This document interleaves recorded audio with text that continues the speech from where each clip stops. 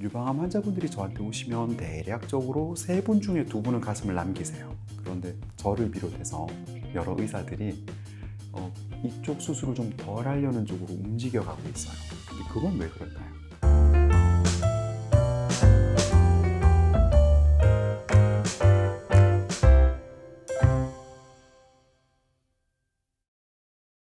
유방암 수술에서 달라지고 있는 것이 있다면 어떤 게 있을까요? 제가 수술을 주로 하다 보니까 많은 게 달라지고 있는데, 대표적인 게 선행항암 치료의 효과를 빌어서 수술 범위를 줄이는 거예요. 선행항암 치료는 말 그대로 항암 치료를 먼저 행하는 거예요. 그럼 뭐보다 먼저? 수술보다 먼저. 그게 유방에 대한 수술 범위도 줄일 수 있는 데다가 임파선 쪽으로 수술을 많이 이제 개선을 해나가고 있죠.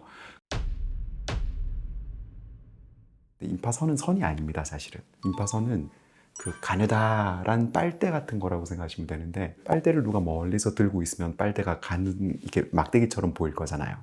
근데 가까이 와 해가지고 빨대를 보면 구멍이 뽕 뚫려 있겠죠. 네. 그러니까 임파선은 임파관이에요. 우리 몸에 임파관에 임파액이 흐르고 혈관에 혈액이 흐르죠. 근데 임파선에 들어왔다는 얘기는 임파관을 통해서 얘가 들어올 수 있는 능력이 있다는 거예요. 혈관을 타고도 갈 수 있다는 얘기잖아요. 그럼 임파선에 왔다. 그러면 혈관 따라 딴 데도 가서 숨어 있을 수 있겠네. 혈관 따라가면 빙글빙글 돌아다니니까. 그래서 그만큼 수술만 가지고는 이제 치료하기가 힘들어지는 거예요. 빨대가 쭉쭉 연결이 돼 있는데, 빨대를 연결할 때마다 중간에 휴게소 같은 게 하나 있다 치죠. 그러면 빨대를 따라 좀 대롱으로 가다가 휴게소가 나오니까 잠깐 차 세워놓고 쉬겠죠. 빨대 속에서 휘용 지나갈 때는 차 넘버가 안 보이는데, 휴게소를 띄어가지고 보니까 차 여기 세워놓고 놀고 있었네, 이게 딱 보이는 거죠. 그게 림프절이에요. 그런데 어쨌거나 이 림프절이라는 게 참 묘한 면이 있어요. 혹시 림프액 보신 적 있으신? 아니요, 교수님. 그거 볼 수 있나요? 다 보셨습니다. 분명히 한 번은 보셨을 겁니다. 봤어요. 네. 어떨 때 보셨습니까? 수초 나오고 난 다음에 피 나오고 난 다음에 진물? 맞습니다. 네. 자, 하얀색 물. 네. 제가 이제 그 환자분들이 본 적 없는데 대부분. 저것처럼. 네.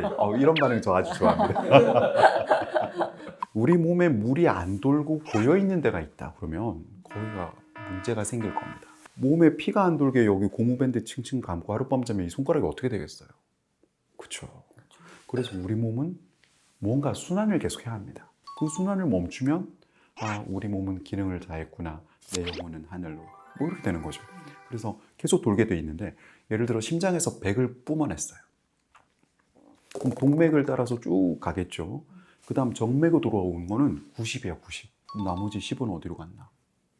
10이 림프입니다. 나머지 10이 림프액으로 돌아와야 되는데, 거기에서 약간의 방향성이 생겨나요. 이렇게 갔어, 이렇게 갔는데 림프액이 이렇게 돌아왔어.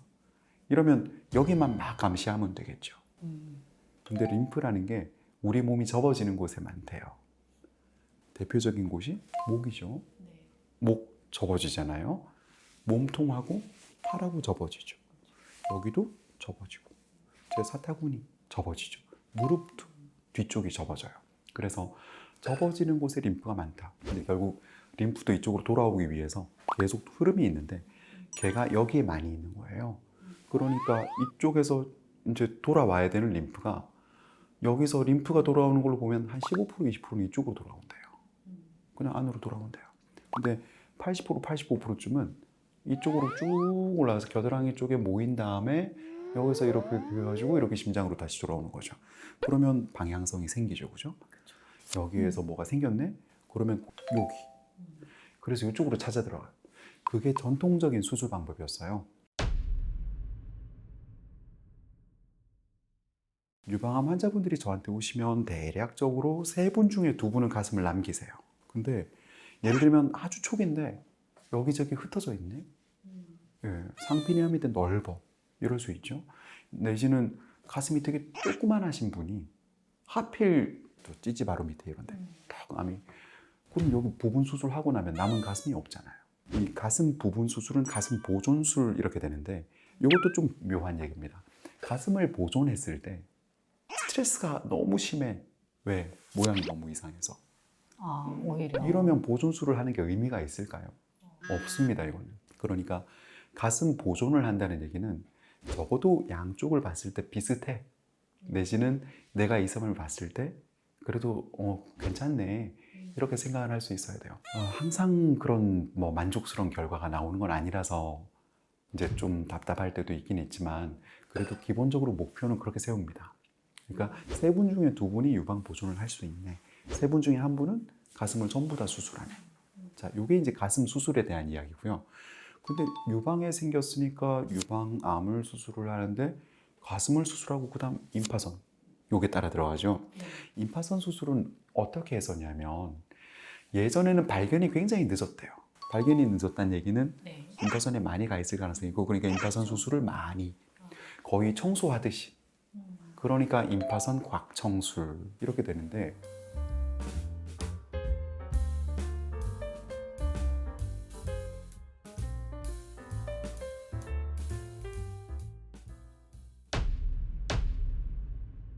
만약에 암이 작아요. 1cm밖에 안 돼. 근데 아까 말씀드린 순환에네 네. 그리고 초음파 봤는데도 임파선에 안 가 있을 것 같아. 그러면 꼭 가 있는지 확인을 해야 될까요? 좀 어렵죠, 이거. 그래서 연구를 우리나라보다 이태리에서 먼저 해버렸습니다. 조건이 좀 있어요. 초음파를 봤을 때 일단 암이 2cm가 안 될 것 같은 거. 그리고 좀 순하면 더 좋겠어. 그리고 좀 젊은 여성 암이 아무래도 여성 호르몬이 몸에 많이 돌아다닐 테니까 조금 영향이 있을 수 있겠죠. 그러니까 기왕이면 좀 나이도 좀 더 드셨으면 좋겠네. 뭐 그런 조건들이 있어요. 그리고 초음파로 봤는데 임파선에 이상이 없어 보여. 이런 분들을 이태리 의사분들이 모았어요. 그래서 무작위로 편을 나눴죠. 그래서 이상이 없어 보이지만 여기도 수술 하던 대로 했던 분들이고 그 다음에 여기 왜 해? 그러면 하지 말지.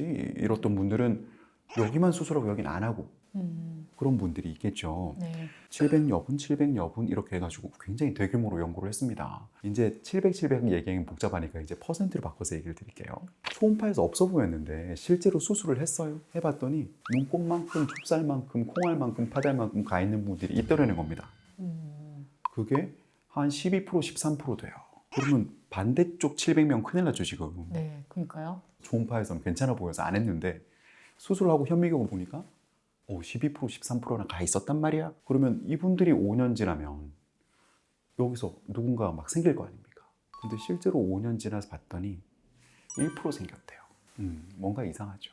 지금 현재는 그걸 어떻게 그럼 설명하느냐? 몇 가지 설이 있는데 자, 여기에 방사선 치료를 하거든요. 이게 방사선 치료를 가슴을 남겨놓으면 꼭꼭 해요.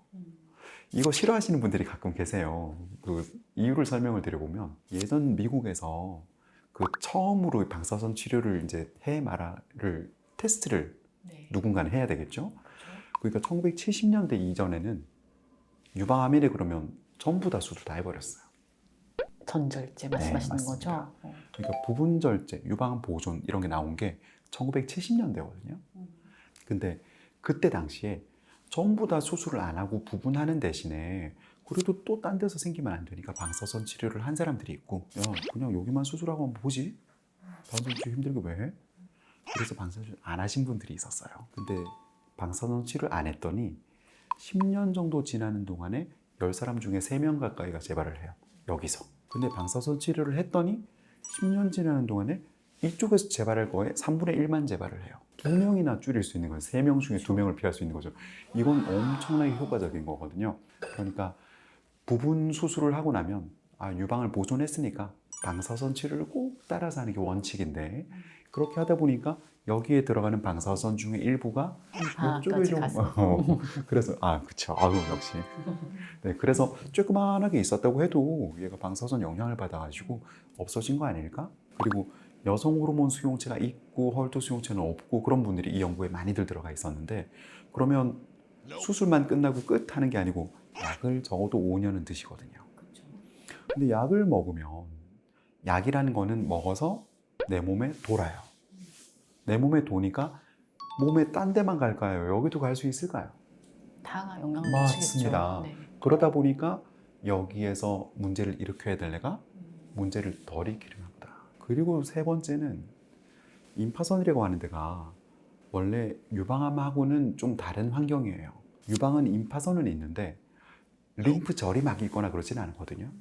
그런데 유방에서 생긴 뭔가가 임파선을 타고 떠내려가면, 제가 휴게소 같은 걸 떼어서 검사를 한다고 말씀드렸잖아요. 네. 거기는 임파절이에요. 거기는 면역세포들이 바글바글합니다. 그러니까 실제로 얘 휴게소에 가서 차는 세웠는데 얘가 이제 다시 출발을 못해.